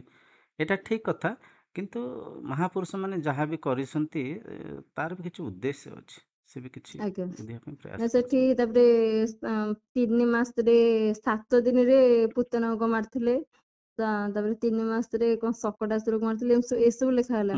ଏସବୁ ଲେଖା ହେଲାଠୁ ମନ ଟିକେ ମାନେ ଠିକ ଠାକ ନାଇଁ ଲାଗିଲାନି ନାଇଁ ଯେ ଏଗୁଡା। ନାଇଁ, ଠିକ ଅଛି। ଗୋଟେ କଥା ଆଜ୍ଞା ଦେଖନ୍ତୁ, ଆଜ୍ଞା 7 ବର୍ଷର ପିଲା ଗୋଟେ ଏତେ ବଡ଼ ପୁତନି ରାକ୍ଷସକୁ କଣ ମାରିପାରିବ? ସେ ମୂଳ କଥା ହେଲା, ସେଠି ଆମେ ଶରୀରକୁ ପରଖିବାନି, ସେଠି ଆମେ ଦେଖିବା ସତ୍ୟର ଜୟ ହୁଏ, ଅସତ୍ୟ ହାରେ। ଅସତ୍ୟ ଯେତେ ବଡ଼ ହେଲେ ବି, ଯେତେ ବଳଶାଳୀ ହେଲେ ବି, ଯେତେ ଶସ୍ତ୍ରରେ ଆଭୂଷିତ ହେଲେ ବି ଅସତ୍ୟର ବିନାଶ ହବ, ଅଧର୍ମର ଆଜ୍ଞା ବିନାଶ ହବ, ଆଜ୍ଞା ସତ୍ୟର ଜୟ ହବ, ଧର୍ମର ଜୟ ହବ। ସେଠି ଆଜ୍ଞା ବୁଝେଇବା ଦେଖନ୍ତୁ, ଆମେ ଯେତେବେଳେ ଆଜ୍ଞା ଜଣଙ୍କୁ ଈଶ୍ୱରର ରୂପ ଦେଇଥାଉ, ଆମେ ଯେତେବେଳେ ଗୋଟେ ଶରୀରକୁ ଆମେ ଈଶ୍ୱରର ସ୍ଥାନ ଦେଇଥାଉ, ତାଙ୍କ ଆଜ୍ଞା ପ୍ରଶଂସା କରିକି ଅନେକ କଥା ବି ଲେଖିଥାଉ। ବୁଝିପାରୁଛନ୍ତି? ଏବେ ଦେଖନ୍ତୁ, ଆଜ୍ଞା ଗାନ୍ଧିଜୀ ଆମ ସମକାଳୀନ ଥିଲେ। ଆମ ସମକାଳୀନ ମାନେ ଏଇ 100 ବର୍ଷ ତଳ କଥା କି 50 ବର୍ଷ ତଳ କଥା, ଯାହା ବି ହେଲେ ଗାନ୍ଧିଜୀଙ୍କୁ ଆମ ଯେଉଁ ପୂର୍ବ ପିଢ଼ି, ମାନେ ଆମ ଅତି ନିକଟ ପିଢ଼ି ତାଙ୍କୁ ଦେଖିଛନ୍ତି। ତ ଆମେ ତାଙ୍କୁ ଆଜ୍ଞା ମନୁଷ୍ୟ ରୂପରେ, ତାଙ୍କୁ ସନ୍ଥ ରୂପରେ, ଆମେ ସଜ୍ଜନ ରୂପରେ ପରଖି ପାରୁଛେ। କିନ୍ତୁ ଭାବି ନିଅନ୍ତୁ 200 ବର୍ଷ ପରେ, ଆଜ୍ଞା 200 ବର୍ଷ ପରେ ଗୋଟେ ଏମିତିଆ ସମୟ ଆସିବ, ଗାନ୍ଧିଜୀଙ୍କ ବିଭିନ୍ନ ପ୍ରକାର ବ୍ୟାଖ୍ୟା କରିକି ଲେଖିବେ। ଗାନ୍ଧିଜୀ ଉଡୁଥିଲେ, ଗାନ୍ଧିଜୀ ଗୋଟେ ବାଡ଼ି ଧରିକିରି ଏମିତି ହଲେଇ ଦେଲେ ଅନେକ ଲୋକ ପଡ଼ି ଯାଉଥିଲେ। ଗାନ୍ଧିଜୀଙ୍କ ପ୍ରଶଂସାରେ ଅତିରଞ୍ଜିତ କରିକି, ଅତିଶୟୋକ୍ତି କରିକି ଲେଖିଦିଅନ୍ତି। କିନ୍ତୁ ସତ୍ୟକୁ ଦେଖିବାକୁ ଗଲେ, ସଂସାରର ରୀତିନୀତି ଯାହା ଥିଲା ଏବେ ବି ସେଇଆ ଅଛି, ସେଇଆ ହିଁ ରହିବ। ଆଉ ସଂସାରର ଯେଉଁ ରୀତିନୀତି ସମସ୍ତଙ୍କ ପାଇଁ ସମାନ। ଜଣେ ସାଧୁ, ଜଣେ ସନ୍ଥ, ଜଣେ ସାଧାରଣ ଲୋକ, ସମସ୍ତଙ୍କ ପାଇଁ ପ୍ରକୃତିର ନିୟମ ସମାନ। କିଏ ସିଦ୍ଧି ପ୍ରାପ୍ତ କଲେ ସିଏ ପାଣି ଉପରେ ଚାଲିବେ, ନିଆଁରେ ସେ ବସିବେ ନା, ଏମିତି ହେଇପାରିବନି। ଏଇଟା ଅନ୍ଧବିଶ୍ୱାସ। ବୁଝିପାରୁଛନ୍ତି? ସତ୍ୟକୁ କିଏ ଚିହ୍ନିଛି, କିଏ ଚିହ୍ନିକି ଜାଣିଛି ଯେ ମୁଁ ବ୍ରହ୍ମ, ମୁଁ ହିଁ ସେ ଶକ୍ତି, ଯେଉଁ ଶକ୍ତିକୁ ମୁଁ ଖୋଜୁଛି, ମୁଁ ହିଁ ସମସ୍ତଙ୍କ ଭିତରେ ଅଛି, ଆଉ ସେ ଶରୀରର ମନମୁକ୍ତ ହେଇଯିବ, ଜୀବନ ଧନ୍ୟ ଆଜ୍ଞା ହେଇଯିବ। ଆଉ ଆଜ୍ଞା କୋଉଠି କିଏ ଅଜ୍ଞାନରେ ତାଙ୍କ ଜୀବନଯାପନ କରି, ମାନେ ଅଜ୍ଞାନରେ ସେ ଇନ୍ଦ୍ରିୟ ସୁଖରେ, ମାୟାରେ ହଜିମଜିକି ଅଛନ୍ତି, ଦୁଃଖରେ, ପୀଡ଼ାରେ ଅଛନ୍ତି। ପାର୍ଥକ୍ୟ ଏତିକି ଯେ ସତ୍ୟକୁ ଚିହ୍ନି ଦିଅନ୍ତି, ତା ମାନେ ନୁହେଁ ଯେ ତାଙ୍କ ଭିତରେ ସିଦ୍ଧି ଆସିଯିବ, ସେ ଯାହା କହିଲେ ତାହା ହିଁ ଯିବ, ସେ ଯାହା ପାଇବେ ତାହା କରିଦେବେ। ନା ନା ନା, ଏସବୁ ମିଛ କଥା, ଏସବୁ ଅନ୍ଧବିଶ୍ୱାସ। ବ୍ରହ୍ମ, ଆପଣ ଯିଏ ଚିହ୍ନିଛନ୍ତି ସେ ବି ସେଇ ବ୍ରହ୍ମ ଅଛନ୍ତି, ଯିଏ ଚିହ୍ନି ନାହାନ୍ତି ସେ ବି ସେଇ ବ୍ରହ୍ମ ଅଛନ୍ତି। କିନ୍ତୁ ଯିଏ ଚିହ୍ନିଛନ୍ତି, ସେ ତାଙ୍କ ମନ ମୁକ୍ତ ହେଇଯାଇଛି, ସେ ତୃପ୍ତ ହେଇଯାଇଛନ୍ତି, ସେ ଆଉ ମାୟାରେ ବାନ୍ଧି ହଉନାହାନ୍ତି। ଯିଏ ଚିହ୍ନି ନାହାନ୍ତି, ସେ ମାୟାରେ ବାନ୍ଧି ହେଇକି ଅଛନ୍ତି, ସେ ବାହାରେ ବୁଲୁଛନ୍ତି। ମିଥ୍ୟା ମରିଚିକା ଭିତରେ ସେ ଶାନ୍ତିକୁ ଖୋଜୁଛନ୍ତି। ମରିଚିକା ଗୋଡ଼େଇ ଗୋଡ଼େଇ ସେ ନାହିଁ, ଯେଉଁଟା ନାହିଁ ତା ପଛରେ ଗୋଡ଼େଇ ଗୋଡ଼େଇକି ଅଶାନ୍ତି ମିଳିବ। ଜୀବନ ଆଜ୍ଞା ବଞ୍ଚିବାର ଶୈଳୀ ବୁଝିପାରୁନାହାନ୍ତି।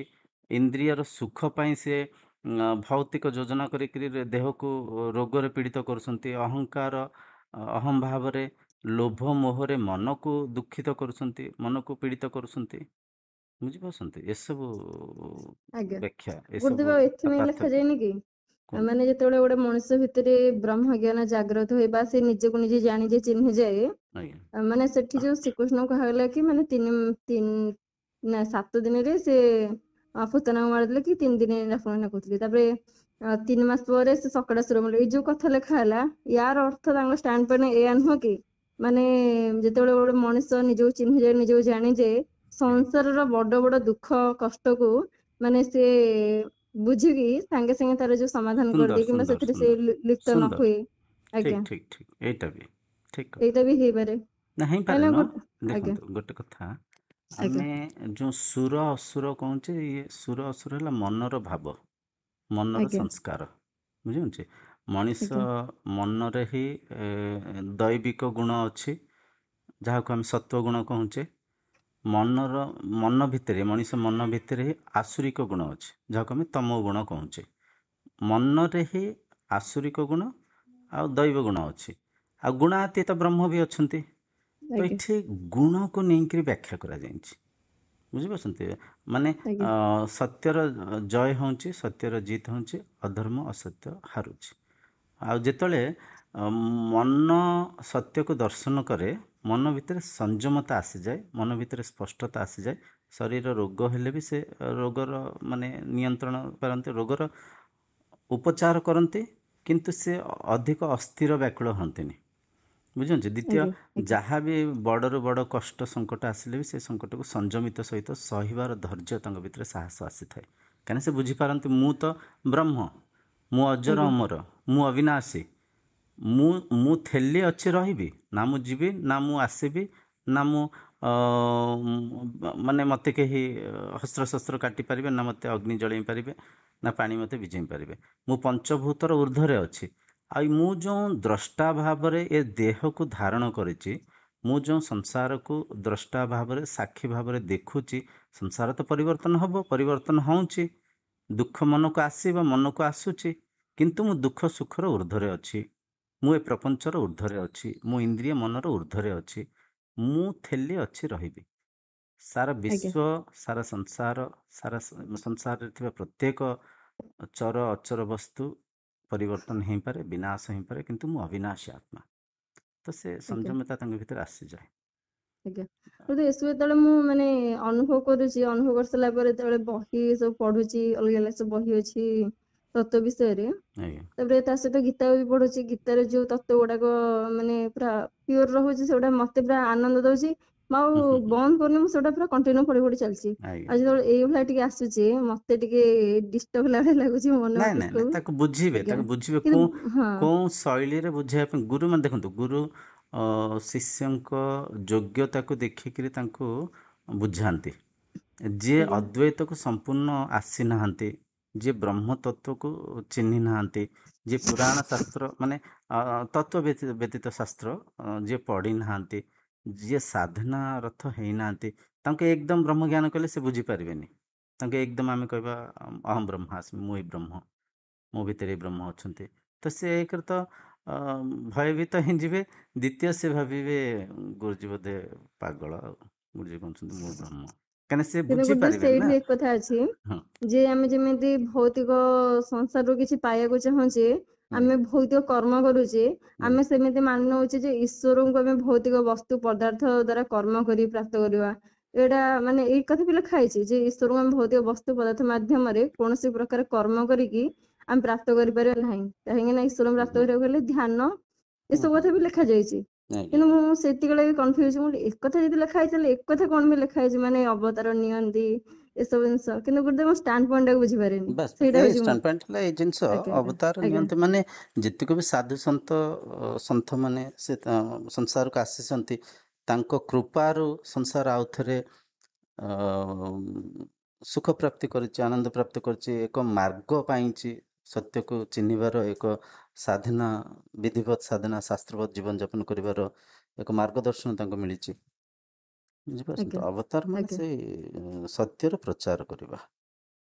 ଆଉ ଆଜ୍ଞା। ତାଙ୍କ ନାଇଁ ଟିଭି। ସେଠି ବି ଆଜ୍ଞା ଗୁରୁଦେବ ଠିକ ଠାକ ଯେମିତି ଲେଖା ହେଇଛି କିଛି କିଛି ପେଜରେ, ତାପରେ ଆଜ୍ଞା ଇଏ ତାପରେ ଟିକେ ଗୋଳେଇ ମିଶାଇକି ଲେଖା ହଉଛି। ପୁଣି ଏକଥା ଲେଖା ହଉଛି, ପୁଣି ଏକଥା ଲେଖିଲା ଆସିକି ପଢିଲା ବେଳକୁ ଟିକେ କନଫ୍ୟୁଜ ହେଇଯାଉଛି ନା। ତ ମୁଁ କହିଲି ଠିକ୍ ଯଦି ଠିକ୍ ପିଓର ଜ୍ଞାନ ଲେଖା ହଉଛି, ତା ଦେହରେ ପୁଣି ମିଶା ହଉଛି କାହିଁକି? ଆଉ ଗୋଟେ ମଣିଷ ପୁରା ପଢି ପଢି ଯାଉଥିବ ପୁରା ଲାଇନ ରେ, ପୁଣି ଏଠି ହେଲା ସେଠି କନଫ୍ୟୁଜ ହେଇଥିବ। କାହିଁକିନା ଗୁରୁ ଯଦି ଗୋଟେ ସାଙ୍ଗରେ ରହିଲେ ଚିନ୍ତା ନାହିଁ, ମାନେ ମାନେ ସେ ଆଜ୍ଞା ପଢିଲା ପରେ ଯାହା ମନରେ ଆସିଲା, ଯାହା ହେଲା ସେ ସବୁ ସାଙ୍ଗେ ସାଙ୍ଗେ କ୍ଲିୟର ହେଇଯିବ। ତ ଆଜ୍ଞା ସେମିତି କିଛି ସୁବିଧା ନାହିଁ ନା, ତାପରେ ଠିକ୍ ଠିକ୍ ପଢିଲା ବେଳେ ସେ ଝୁଣ୍ଟିଲା ଭଳିଆ ଟିକେ ଲାଗୁଛି ଆଉ କଣ। ଆଜ୍ଞା ଠିକ୍ ଆଜ୍ଞା ଠିକ୍, ଏଇଟା ବି ଅପଲୋଡ ଆଜ୍ଞା କରିଦବା, ଭଲ ଚର୍ଚ୍ଚା ହେଲା ଆଜି, ଆଜ୍ଞା ଭଲ ଜିନିଷ। ଆଜ୍ଞା। ଗୋଟେ ତାପରେ ମନରେ ବେଳେ ବେଳେ ଏଇଟା ଆସୁଛି ଯେ ଆମେ ବ୍ରହ୍ମ ଜ୍ଞାନକୁ ଜାଣିଲେ ଲାଭ ବା ଆମର କଣ ହବ? ଆମେ ତ ନର୍ମାଲି ଯେମିତି ବଞ୍ଚିବା କଥା ବଞ୍ଚୁଛେ, ଜାଣିଲେ ଲାଭ କଣ? ହରିଓମ, ଗୋଟେ ଏଇ ଲାଭ ହିଁ ଜିନିଷ ଟା ଲାଭ ଅଛି। ଲାଭ ମାନେ ଏଠି କଣ? ଶୁଣୁନାହାନ୍ତି ହଁ ଟିକେ କୁହନ୍ତୁ। ଶୁଣୁନାହାନ୍ତି, ଗୋଟେ ଏଇ ବିଷୟଟା ମନରେ ମୋର କାହିଁକି ବାରମ୍ବାର ଆସୁଛି? ମୁଁ ତ ସେ ଜିନିଷ ଟାକୁ ଜାଣିଲେଣି, ଏଇ ଜିନିଷ ଟା ମୋ ମନରେ କାହିଁକି ଆସୁଛି, ଏମିତି କାହିଁକି ଆସୁଛି? ତାର ଦିଟା ଉଦ୍ଦେଶ୍ୟ ଅଛି। ଦିଟା ଆଜ୍ଞା ଉଦ୍ଦେଶ୍ୟ କଣ? ବ୍ରହ୍ମଜ୍ଞାନ, ଦେଖନ୍ତୁ ଆମେ ଛୋଟ ବେଳଠୁ ଆମ ସଂସ୍କାର ଯେମିତି ଅଛି, ସେଇ ଆଜ୍ଞା ସଂସ୍କାରକୁ ଆଧାର କରିକି ଆମେ ପ୍ରତ୍ୟେକ ବସ୍ତୁକୁ ପରଖୁଛେ, ଆଜ୍ଞା ସଂସ୍କାରକୁ ଆଧାର କରିକିରି।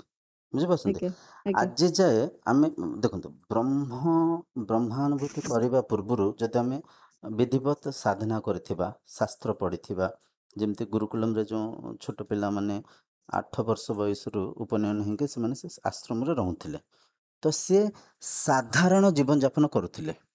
ସେ ଆଜ୍ଞା ଆବଶ୍ୟକତା ପୂର୍ତ୍ତି ହେଲା ପରେ ଆନନ୍ଦିତ ରହୁଥିଲେ। ବୁଝିପାରୁଛନ୍ତି? ଆଜ୍ଞା ସେ ଆଜ୍ଞା କୌଣସି ଭୌତିକ ଅଭିଳାଷା, ଆଶା, ଇଚ୍ଛା ବାଞ୍ଛନା ତାଙ୍କ ଭିତରେ ନଥିଲା। ଯେମିତିକି ଆଜ୍ଞା ଆଜିର ସମାଜକୁ ଯଦି ଆମେ ଦେଖିବା, ଗୋଟେ ପଶୁଟେ, ଗୋଟେ ପକ୍ଷୀଟେ, ସେ ଯଦି ଖାଇ ଦେଉଛନ୍ତି, ତାଙ୍କ ପେଟ ପୁରି ଯାଉଛି, ନାଞ୍ଜ ହଲେଇ ସେ ବୁଲୁଛନ୍ତି, ଭାରି ଖୁସିରେ ଅଛନ୍ତି, ଭାରି ଆଜ୍ଞା ଆନନ୍ଦରେ ଅଛନ୍ତି। କିନ୍ତୁ ମନୁଷ୍ୟ ନିଜେ ଖାଇ ପିଇକିରି ପିନ୍ଧିକିରି ତାଙ୍କ 10 ପିଢ଼ି ପାଇଁ ପଇସା ପତ୍ର ରଖିଲା ପରେ ବି ସେ ଅସନ୍ତୃପ୍ତ ଅଛନ୍ତି। କାହିଁକି ଅଛନ୍ତି? ଆଜ୍ଞା ଲୋଭ, ଆଜ୍ଞା ମୋହ ଆଜ୍ଞା ବାନ୍ଧୁଛି। ତ ସେମିତି ଆମେମାନେ ବି ଛୋଟ ବେଳଠୁ ଏ ସଂସାରକୁ ଦୁଇ ରୂପରେ, ବଡ଼ ଆଶା ଅଭିଳାଷ ମନ ଭିତରେ, ଆମ ସଂସ୍କାର ଭିତରେ ଅଛି। ଗୋଟେ ବଡ଼ ଘର ହିଁ ଥାନ୍ତା, ଗୋଟେ ବଡ଼ କାର୍ ଥାନ୍ତା, ଗୋଟେ ବଡ଼ ଆଡ଼ମ୍ବର ସହିତ ମୁଁ ଜୀବନଯାପନ କରନ୍ତି। ତ ସେସବୁ ଜିନିଷର କୋଉଠି ନା କୋଉଠି ଆଶା ଅଭିଳାଷ ଆମ ଭିତରେ ରହୁଛି। ଗୋଟେ ବଡ଼ ବସ୍ତୁ, ପଦାର୍ଥ, ଭୌତିକ ପଦାର୍ଥ ପାଇବାର ଯେହେତୁ ଇଚ୍ଛା ହରିକା ରହୁଛି, ତ ଏଠି ଅଜାଣତରେ ମନ ସେସବୁ ଜିନିଷ ଉପରେ ବି ଟିକେ ସଂଶୟ କରୁଛି। ସେସବୁ ଜିନିଷର ବି ଟିକେ ଆବଶ୍ୟକତାକୁ ପୂର୍ତ୍ତି କରିବା ପାଇଁ ମନ ଟିକେ ଯେହେତୁ ସଂଶୟ କରୁଛି, ମନ ଏ କଥାକୁ ବୁଝିପାରୁନି ଯେ ଯେଉଁଥିପାଇଁ ଏ ଜୀବନ, ଏ ଜନ୍ମ ହେଇଥିଲା, ସେ ଉଦ୍ଦେଶ୍ୟ ପ୍ରାପ୍ତି ମୁଁ କରିସାରିଛି, ସେ ଜିନିଷକୁ ମୁଁ ପାଇସାରିଛି। କିନ୍ତୁ ଏବେ ଭୌତିକ ଉନ୍ନତି ସାଙ୍ଗରେ ତୁଳନା କରିକିରି କ'ଣ ଲାଭ ବୋଲିକିରି ଆମେ ତାଙ୍କୁ ପରଖୁଛେ। ଲାଭ ଦେଖନ୍ତୁ, ଲାଭ ଭୌତିକ ପ୍ରାପ୍ତି ନୁହଁ, ଆନ୍ତରିକ ସୁଖ ହେଲା ଲାଭ, ଶାରୀରିକ ଆଜ୍ଞା ଆରୋଗ୍ୟ ହେଲା ଲାଭ। ଏଇଟା ହେଲା ସବୁଠୁ ବଡ଼ ଲାଭ। କିନ୍ତୁ ଛୋଟବେଳଠୁ ଆମେ ଯେହେତୁ ପଇସା ପତ୍ର, ଘର ସମ୍ପତ୍ତି, ଗାଡ଼ି, ଆଡ଼ମ୍ବର ସାଙ୍ଗରେ ଯେହେତୁ ମନର ତୁଳନା କରିଛେ, ତ ଏସବୁ କଥା ଅଜାଣତରେ ମନ ଭିତରେ ଟିକେ ବୃତ୍ତି ଆସିଯାଉଛି। ଲାଭ କ'ଣ? ଲାଭ କ'ଣ? ଲାଭ ମାନେ ପାଇବା ଭାବୁଛେ ଆମେ। ଲାଭ ଆଜ୍ଞା ହେଲା, ଲାଭ ହେଲା ତୃପ୍ତତା, ଲାଭ ହେଲା ଆଜ୍ଞା ଶାନ୍ତି, ଲାଭ ହେଲା ସଂଯମତା, ଲାଭ ହେଲା ଲାଭ ହେଲା ଆନନ୍ଦ କହିଲେ ବି ଚଳିବ। ତୃପ୍ତତା କହିଲେ ଶବ୍ଦ ବହୁତ ବଢ଼ିଆ ସେ ମ୍ୟାଚ୍ ହେବ। ତୃପ୍ତତା। ଆଜ୍ଞା ତ ଏଠି ମନ ଭିତରେ କୋଉଠି ନା କୋଉଠି କିଛି ନା କିଛି ଯେହେତୁ ଆପଣ ଷ୍ଟୁଡେଣ୍ଟ ଅଛନ୍ତି, ମନ ଭିତରେ ବହୁତ ସାରା ବି ଇଚ୍ଛା ଥିବ କିଛି ଚାକିରି କରିବା, କି କିଛି ପିତାମାତାଙ୍କ ପାଇଁ, କିଛି ସମାଜ ପାଇଁ କିଛି ଯୋଜନା କରିବା, କିଛି କର୍ତ୍ତବ୍ୟ ଅଛି। ତ ସେସବୁ ମନ ଭିତରେ ହେଇପାରେ, ଆଶା ଆସି ଯାଉଥିବ। ତ ସେଠି ଆପଣ ପରଖୁଥିବେ, ଭାବୁଥିବେ କାଳେ ବ୍ରହ୍ମାନୁଭୂତି କରିକି ଲାଭ କ'ଣ? ବ୍ରହ୍ମାନୁଭୂତି କରି ଲାଭ କ'ଣ? ଧୀରେ ଧୀରେ ଯେତେବେଳେ ପ୍ରତିଦିନ ଶାସ୍ତ୍ରକୁ ପଢ଼ିବେ, ଶାସ୍ତ୍ରର ଗଭୀର କଥାକୁ ସବୁ ମନ ଭିତରେ ବୁଝିପାରିବେ, ଯେତେବେଳେ ଧୀରେ ଧୀରେ ଆପଣଙ୍କ ଭିତରେ ସଂଯମତା ଆସିବ, ଯେତେବେଳେ ଧୀରେ ଧୀରେ ଇନ୍ଦ୍ରିୟ ମନ ଆହୁରି ସଂଯମିତ ହେବେ, ନିୟନ୍ତ୍ରିତ ହେବେ, ଯେତେବେଳେ ଧୀରେ ଧୀରେ ସ୍ୱରୂପସ୍ଥ ଅଧିକ ସମୟ ରହିବାର ସଂଯମତା ଶିଖିପାରିବେ, ସେତେବେଳେ ଏ ଅମୂଲ୍ୟ ମଣି, ଏ ଅମୂଲ୍ୟ ପ୍ରାପ୍ତିର ମାନେ ପ୍ରତିଭାକୁ ପରଖି ପାରିବେ। ଆଜ୍ଞା। ଏଇସବୁ ଜିନିଷ। ଗୋଟେ ଏଇ ପ୍ରଶ୍ନ କାହିଁକି ପଚାରିଲି ନା, ଏଇ ପ୍ରଶ୍ନଟା ମାନେ ମୁଁ ମୋ କଥା କହୁନି, ଅନେକ ଲୋକଙ୍କ ହଁ ହଁ ମନରେ ହଁ ଆସୁଛି ନା। ନାଇଁ, ଆଜ୍ଞା ସମସ୍ତ ଲୋକ, ଅନେକ ଲୋକଙ୍କ ମନରେ ଆସେ। କାହିଁକି ଦେଖନ୍ତୁ, ଆମେ ଆଜ୍ଞା ଦେଖନ୍ତୁ ଆଜି ଯଦି ଆଜିର ଏ ସମାଜକୁ ଯଦି ଆମେ ପରଖିବା, ଠାକୁରଙ୍କ ସାଙ୍ଗରେ କାହିଁ ଯୋଡ଼ି ହେଉଛନ୍ତି? କିଛି ପାଇବା ପାଇଁ, ମୁକ୍ତି ଆଜ୍ଞା ପାଇବା ପାଇଁ ନୁହଁ। ମୁକ୍ତି କ'ଣ ତ ବହୁତ ଲୋକ ଜାଣିନାହାନ୍ତି, ଆଜ୍ଞା ଠାକୁର କ'ଣ ତ ବହୁତ ଲୋକ ଚିହ୍ନି ନାହାନ୍ତି। ଆଜ୍ଞା ବୁଝିପାରୁଛନ୍ତି? ଠାକୁର ସେ ଆଜ୍ଞା ବିଗ୍ରହ, ରୂପ, ଆକାର, ଆକୃତି ଟିଭିରେ ଆନିମେସନ କରିକି ଦେଖାଉଛନ୍ତି। ଇଏ ପୂଜା କଲେ ଫୁଲ ପଡ଼ିଯାଉଛି, କେଉଁଠି ଠାକୁର କେଉଁଠି ହାତ ଦେଖେଇ ନେଉଛନ୍ତି, ସୁନା ଝଡ଼ି ପଡ଼ୁଛି, ପଇସା ଝଡ଼ି ପଡ଼ୁଛି, କେଉଁଠି କିଏ ହସ୍ପିଟାଲରେ ଅଛନ୍ତି, ଦୀପ ହେଉଛି ନିଭିଗଲେ ସେ ବ୍ୟକ୍ତି ଦେହାନ୍ତ ହେଇଯାଉଛି, ଦୀପଟା ଜଳିଗଲେ, ଫୁଲଟେ ପଡ଼ିଗଲେ ସେ ବ୍ୟକ୍ତି ଆଉଥରେ ଜୀବିତ ହେଇଯାଉଛନ୍ତି। ଏମିତି ସବୁ ଆଡ଼ୁ ସାଡ଼ୁ ଜିନିଷ ଦେଖିକିରି ଏହିପରିକା ଠାକୁରଙ୍କ ଠଉଁ କିଛି ପାଇବା ପାଇଁ ଆମେ ଆଧ୍ୟାତ୍ମିକ ମାର୍ଗକୁ ଆଚରଣ କରୁଛେ। ଠାକୁରଙ୍କୁ ପାଇବା ପାଇଁ ନୁହଁ, ଠାକୁରଙ୍କ ଠାରୁ କିଛି ପାଇବା ପାଇଁ, ଯେଉଁଟାକି ମିଥ୍ୟା। ଭୌତିକ ବସ୍ତୁ ଆଜ୍ଞା ପଦାର୍ଥ ପାଇବା ପାଇଁ ହେଲେ କର୍ମ କରିବାକୁ ପଡ଼ିବ, କାମ କରିବାକୁ ପଡ଼ିବ, ଯୋଜନା କରିବାକୁ ପଡ଼ିବ। ଉପାସନାର ଉଦ୍ଦେଶ୍ୟ କେବଳ ସତ୍ୟକୁ ଚିହ୍ନିବା, ଆଜ୍ଞା ଆତ୍ମତତ୍ତ୍ୱକୁ ଚିହ୍ନିବା, ନିଜର ବ୍ରହ୍ମସତ୍ତାକୁ ଚିହ୍ନିବା। ତ ଏ ସଂସ୍କାର ମନକୁ ବିଚଳିତ କରୁଛି ସମସ୍ତଙ୍କର। ଯେଉଁପରିକା ଆମେ ଦେଖିଥାଉ, ଶୁଣିଥାଉ, ସେଇପରିକା ମାନିଥାଉ, ସେଇ ଆଜ୍ଞା ଦୃଷ୍ଟିକୋଣକୁ, ସେଇ ଦୃଷ୍ଟି ଶକ୍ତିକୁ ଦେଖି ଆମ ସଂସାରକୁ ପରଖୁଥାଉ। କିନ୍ତୁ ଅଜାଣତରେ ଆମେ କୋଉଠି ନା କୋଉଠି, ଅନେକ ଲୋକ ଅଛନ୍ତି ଠାକୁରଙ୍କୁ ଗାଳି ମନ୍ଦ କରନ୍ତି। କି ଆଜ୍ଞା ଠାକୁର, ମୁଁ ଏତେ ପୂଜା କଲି, ଏଇଟା ମିଳିଲାନି, ସେଇଟା ମିଳିଲାନି, ମୁଁ ପୂଜା ଛାଡ଼ିଦେବି। ମାନେ ଠାକୁରଙ୍କ ଉପରେ ଦୟା କଲା ଭଳିଆ କଥା କୁହନ୍ତି। କାହିଁକିନା ସେ ବିଚାରା ପୂଜା କରୁଛନ୍ତି କିଛି ପାଇବା ପାଇଁ, ଆଜ୍ଞା ବୁଝିପାରୁଛନ୍ତି? କିଛି ଭୌତିକ ବସ୍ତୁ ପଦାର୍ଥ ପାଇଁ। ତାଙ୍କର ବି କିଛି ମାନେ ତାଙ୍କର ବି ସେଇଟାକୁ ଭୁଲ ବୋଲିକି ଆମେ ଦର୍ଶାଇ ପାରିବାନି। ସେ ସେଇପରିକା ଶୁଣିଛନ୍ତି ନା, ସେ ସେଇପରିକା ଆଜ୍ଞା ଟିଭି ମୋବାଇଲରେ ଦେଖୁଛନ୍ତି ନା। ବୁଝିପାରୁଛନ୍ତି ତ? ସେଇପରିକା ଆଜ୍ଞା ଦେଖିଛନ୍ତି, ସେପରିକା ମାନିଛନ୍ତି, ସେ ମାନିବାକୁ ନେଇକରି ସେ ପରଖୁଛନ୍ତି, କୋଉଠି ଅଜ୍ଞାନରେ କୋଉଠି ଠାକୁରଙ୍କୁ ନିଜକୁ ଶୋଧୁଛନ୍ତି, ଗାଳି କରୁଛନ୍ତି। ଆଜ୍ଞା। ଗୋଟେ ପ୍ରଶ୍ନଟା ପଚାରିବା ଅର୍ଥ ହଉଛି ମୋ ମନରେ ଏଇଟା ଆସିଲା, ଆଜ୍ଞା ଦିନ ଆସିବ ମୁଁ ଯେତେବେଳେ ବି କାହାକୁ ଏଇ ଜିନିଷଟା ବୁଝେଇବି, ସିଏ ନିଶ୍ଚୟ ଯଦି ନିଶ୍ଚୟ, ମତେ, ମୁଁ ବୁଝିପାରୁଛି ଆଜ୍ଞା ବୁଝିପାରୁଛି ଆଜ୍ଞା, ବୁଝିପାରୁଛି। ଯଦି ସିଏ ମତେ ନାଇଁ ପଚାରିବେ ମୁଁ, ବୁଝିପାରିଲେ, ହଁ ସୁନ୍ଦର ହଁ ସୁନ୍ଦର, ନାଇଁ ମୁଁ ବୁଝିପାରିଲେ ବୁଝିପାରିଲି, ତ? ଷ୍ଟାଣ୍ଡ ପଏଣ୍ଟ ଆଜ୍ଞା ବୁଝିପାରିଲି, ମୁଁ ଷ୍ଟାଣ୍ଡ ପଏଣ୍ଟ ଆଜ୍ଞା ଆଜ୍ଞା ଆଜ୍ଞା ବହୁତ ସଂଯମିତ ଅଛନ୍ତି, ବହୁତ ତୃପ୍ତ ଅଛନ୍ତି, କାହିଁକିନା ବ୍ରହ୍ମାନୁଭୂତି କରିଥିବା ବ୍ୟକ୍ତି କେବେ ହେଲେ ଅସନ୍ତୃପ୍ତ ହବାର ମାନେ ଅବକାଶ ହିଁ ନାହିଁ, ସମସ୍ତେ ତୃପ୍ତ ଆଜ୍ଞା ଥାଆନ୍ତି। ଆପଣ ପଚାରୁଛନ୍ତି ଅନ୍ୟଙ୍କୁ ବୁଝିବା ପାଇଁ, ବୁଝିପାରୁଛି ମୁଁ ଆଜ୍ଞା। ଏଇସବୁ କଥା। ତାପରେ ଅ, ଗୁରୁଦେବ ଆଉ ଗୋଟେ କଥା, ଗୀତାରେ ବି ଏଇ କଥା ମୁଁ ବାରମ୍ବାର ବି ପଢୁଛି, ଆଜ୍ଞା ଯେତେବେଳେ ଜଣେ ଭଗବାନଙ୍କୁ ଅନୁଭବ କରିବାକୁ ହୁଏ, ଆଜ୍ଞା କିମ୍ବା ଭଗବାନଙ୍କୁ ଅନୁଭବ କରି ମାନେ ତାର ସରିଯାଇଥାଏ ମାନେ ଆଜ୍ଞା, କରିବାଟା, ହଁ ବ୍ରହ୍ମାନୁଭୂତି ସେତେବେଳେ ତା ତାର ମନରେ ହେଇଯାଇଥାଏ, ଅନେକ ପ୍ରଶ୍ନ ଆସେ। ନିଶ୍ଚୟ ଆସେ, ଆଜ୍ଞା, ସେ ନିଶ୍ଚୟ ପ୍ରଶ୍ନକୁ ସେ ପଚାରିବା ପାଇଁ ମାନେ ଗୁରୁଙ୍କ ସାହାରା ନିଏ। ନିଶ୍ଚୟ ତ ନିଶ୍ଚୟ ନିଶ୍ଚୟ ତ ମୋ ନିଶ୍ଚୟ ଭିତରେ ବି ବେଳେ ବେଳେ ଏମିତି ପ୍ରଶ୍ନ ଆସେ, ନିଶ୍ଚୟ। କିନ୍ତୁ ମୁଁ ଫୋନ ଫାନ ବି ଏତେଟା କରେନି, କାହିଁକିନା ମୁଁ ଭାବେ ଗୁରୁଦେବ ଭୁବନେଶ୍ୱର ଅଛନ୍ତି, ନାଇଁ ବ୍ୟସ୍ତ ସେମିତି କିଛି ନାହିଁ, ଯେବେ ରହୁଥିବେ। ବି ହବ ଫୋନ କରିବେ, ଆମେ କଥା ହେବା, ଏସବୁ ଆଜ୍ଞା ଅମୂଲ୍ୟ କଥା, ଏସବୁ ଆଜ୍ଞା ଚର୍ଚ୍ଚା ଜନ ସମାଜରେ ପହଞ୍ଚିବା ଦରକାର। ଆମେ ଯେଉଁ ମିଥ୍ୟାରେ ବିଦ୍ୟାରେ ଯେଉଁ ଅଜ୍ଞାନରେ ଯେଉଁ ଈଶ୍ୱର ଉପାସନା କରୁଛେ, କୋଟି କୋଟି ଟଙ୍କା ଖର୍ଚ୍ଚ କରୁଛେ, କିନ୍ତୁ ତାର କିଛି ଉଦ୍ଦେଶ୍ୟ ପୂର୍ତ୍ତି ହେଉନି, ଏସବୁ କଥା ଶୁଣିଲେ ନିଶ୍ଚୟ ମନର ଭିତରେ ବିବେକ ଜାଗୃତ ହେବ। ଶାସ୍ତ୍ର ପଢ଼ିବେ, ଶାସ୍ତ୍ର ଅନୁଯାୟୀ ସମସ୍ତେ ସଂଯମିତା ମାନେ ସଂଯମତା ରକ୍ଷା କରିବେ, ମାନେ ଅସ୍ତେୟ କରିବେନି, ଅସ୍ତେୟ, ଆଜ୍ଞା ଆଜ୍ଞା ବୁଝିପାରୁଛନ୍ତି, ଅନ୍ୟଙ୍କ ଭୌତିକ ବସ୍ତୁ ପଦାର୍ଥକୁ ଲୁଣ୍ଠନ ନ କରିବା, ସତ୍ୟକୁ ଆଚରଣ କରିବେ, ଧର୍ମକୁ ଆଚରଣ କରିବେ, ଜୀବହିଂସା କରିବେନି, ତ ବିଧିବତ୍ ଶାସ୍ତ୍ରବତ୍ ସମାଜ ପରିଚାଳନା ହେବ, ସତ୍ୟ ଯୁଗର ଗୁରୁଦେବ ନିର୍ମାଣ ଟିକେ ହେବ। ମାର୍ଗଦର୍ଶନ କରନ୍ତୁ। ଅ ମାନେ ଇଏ ତତ୍ଵକୁ ମୁଁ ଅନୁଭବ କରିଛି, ଆଜ୍ଞା ତାପରେ ଶାସ୍ତ୍ର ବି ପଢୁଛି, ଆଜ୍ଞା ଗୁରୁଦେବ ବହୁତ କିଛି ଜ୍ଞାନ ମୁଁ ଅର୍ଜନ କରୁଛି, କିନ୍ତୁ ଗୁରୁଦେବ ସେଗୁଡାକ ମୋ କାର୍ଯ୍ୟରେ କିଛି ପ୍ରତିଫଳିତ ହଉନି, ଆଚରଣରେ କିଛି ପ୍ରତିଫଳିତ କରିପାରୁନି, ଖାଲି ସେମାନେ ସେ ଜ୍ଞାନ ଗୁଡା ମନ ମସ୍ତିଷ୍କ ରହୁଛି। ଗୁରୁଦେବ ମୁଁ କେମିତି ମାନେ ଆଚରଣ କରିବି? ଧୀରେ ଧୀରେ ହେବ ଆଚରଣ। ଦେଖନ୍ତୁ, ଆଜ୍ଞା ସେଇ ବିଧି ସାଧନା ଏକା ହିଁ ଆଗ, ସମସାଧନା ମାନେ ଯେଉଁଠି ବି ତ୍ରୁଟି ଆସୁଛି, ଯେଉଁଠି ବି ବ୍ୟବହାରରେ, ଚିନ୍ତନ ଶୈଳୀରେ, କି ଖାଦ୍ୟପେୟରେ, କି ଆଚରଣରେ ଯେଉଁଠି ବି ତ୍ରୁଟି ଆସୁଛି, ଆଗ ସେ ତ୍ରୁଟିକୁ ପରଖନ୍ତୁ, ସେ ଆଜ୍ଞା ତ୍ରୁଟିକୁ ଦେଖନ୍ତୁ, ଏଇଟା ମୁଁ ଭୁଲ କରିଛି, ମୁଁ ଆଜ୍ଞା ତେଲ ମସଲା ଖାଇବା କଥା ନୁହଁ, କିନ୍ତୁ ମୁଁ ତେଲ ମସଲା ଖାଇନେଉଛି, ଏଇଟା ଭୁଲ ହେଉଛି। ମୁଁ ସକାଳୁ ଆଜ୍ଞା ଚାହା ପିଇବା କଥା ନୁହଁ, ଗ୍ୟାସ୍ ହେବ, ଚିନି ଖାଇକିରି ଓଜନ ବଢ଼ିବ, କ୍ଷୀର ଖାଇକିରି ପେଟ ଗ୍ୟାସ୍ ହେବ, କିନ୍ତୁ ମୁଁ ସକାଳିଆ ଚା ପିଇ ନେଉଛି, ଏଇଟା ଭୁଲ କରୁଛି। କିନ୍ତୁ ସେ ଭୁଲକୁ ବାରମ୍ବାର ମନକୁ ଦେଖେଇବେ, ମନକୁ ଦର୍ଶେଇବେ, ମନକୁ ବୁଝେଇବେ, ନାଇଁ ଏଇଟା ଭୁଲ, ଏଇଟା ଭୁଲ, ଏଇଟା ଭୁଲ। ଧୀରେ ଧୀରେ ସମୟ ଆସିବ, ସେ ଭୁଲକୁ ଆପଣଙ୍କ ମନ ଗ୍ରହଣ କରିବ, ସେ ଭୁଲରୁ ନିବୃତ୍ତି ପାଇବେ, ଧୀରେ ଧୀରେ ସେ ଯେଉଁ କାର୍ଯ୍ୟ କରିବା ଅନୁଚିତ ତାକୁ ତ୍ୟାଗ କରିପାରିବେ। ତ ସମ ସାଧନା, ଦମ ସାଧନା କ'ଣ? ଧୀରେ ଧୀରେ ଦମନ କରିବା। ଆମେ ଯେଉଁଟାକୁ ଅନୁଚିତ ଭାବୁଛେ, ଯେଉଁଟା ଠିକ୍ ନୁହଁ, ଅଧର୍ମ, ସେଇଟା ଯଦି ଭାବୁଛେ କି କରୁଛେ କି ଚିନ୍ତା କରୁଛେ, ଧୀରେ ଧୀରେ ସେ ଜିନିଷକୁ ଆମେ ତ୍ୟାଗ କରିବା ପାଇଁ ଚେଷ୍ଟା କରିବା। ତ୍ୟାଗ କେମିତି କରିବା? ଭାବି ନିଅନ୍ତୁ, ମୁଁ ସବୁ ଜିନିଷକୁ ଖାଦ୍ୟର ଉଦାହରଣ ଦେଉଛି, କିନ୍ତୁ ଖାଦ୍ୟ ସାଙ୍ଗରେ ଦୃଶ୍ୟ, ଶ୍ରବଣ, ବ୍ୟବହାର ସବୁକୁ ଯୋଡ଼ିକିରି ଆପଣ ବୁଝିପାରିବେ। ଆଜ୍ଞା କାହିଁକିନା ଗୋଟେ ଉଦାହରଣ ବୁଝିଲେ ସେଇଆକୁ ସବୁଠି ଆମେ ଆପ୍ଲାଏ କରିକି ବୁଝିପାରିବା।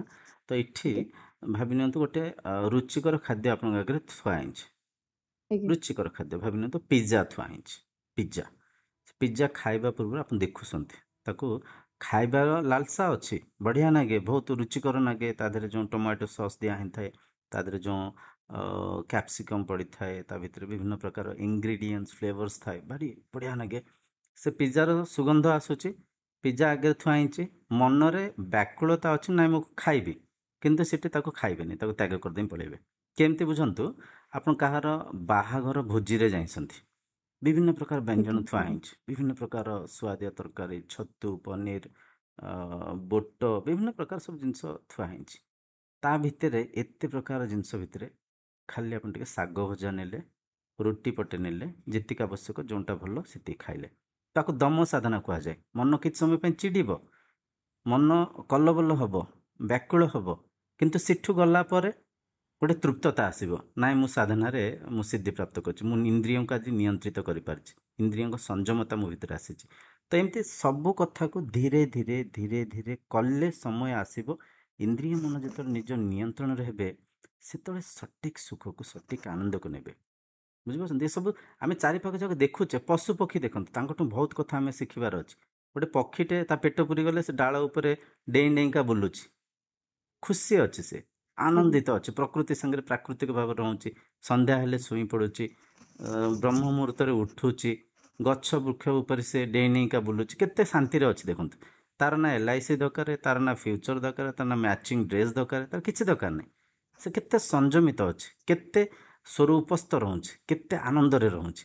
ତ ସେଇ ଜିନିଷକୁ ଯେତେବେଳେ ଆମେ ଏଠି କରିବା, ଯାହା ଖାଇଲେ, ଭଲ ଜିନିଷ ଖାଇଲେ, ଆଉ ଯାହା ପିନ୍ଧିଲେ ତାକୁ ପରଖିବାନି, ଯାହା ଯେଉଁ ଘରେ ଅଛି ସେ ଘରକୁ କାହା ସାଙ୍ଗେ ତୁଳନା କରିବାନି, ପ୍ରତ୍ୟେକ ବସ୍ତୁକୁ କାହା ସାଙ୍ଗରେ ଆମେ ତୁଳନା କରିବାନି, ନିଜକୁ କାହା ସାଙ୍ଗରେ ତୁଳନା କରିବାନି, କୌଣସି ଶରୀର ସାଙ୍ଗରେ ଆମେ ତୁଳନା କରିବାନି, ନହେଲେ ମାୟା ବାନ୍ଧିବ। ଏତେ ବଡ଼ ଘର, ଏତେ ବଡ଼ ଗାଡ଼ି, ଏତେ ଭଲ ଡ୍ରେସ୍, ଏଇ ହେଲା ମାୟା, ଏଇ ହେଲା ମାୟା। ଯାହା ଅଛି ତା ସାଙ୍ଗରେ ଯଦି ଆମେ ତୃପ୍ତ ରହିପାରିବା, ଯେଉଁ ଯେକୌଣସି ଅବସ୍ଥାର ସ୍ଥିତିରେ ଅଛେ, ଯଦି ଆମ ଭିତରେ ଶାନ୍ତତା ରହିବ, ଆନନ୍ଦ ରହିବ, ତାପରେ ଧୀରେ ଧୀରେ ଦେଖିବେ ସେ ଆନନ୍ଦ ବଢ଼ିବ, ସେ ଆନନ୍ଦ ବଢ଼ିବ।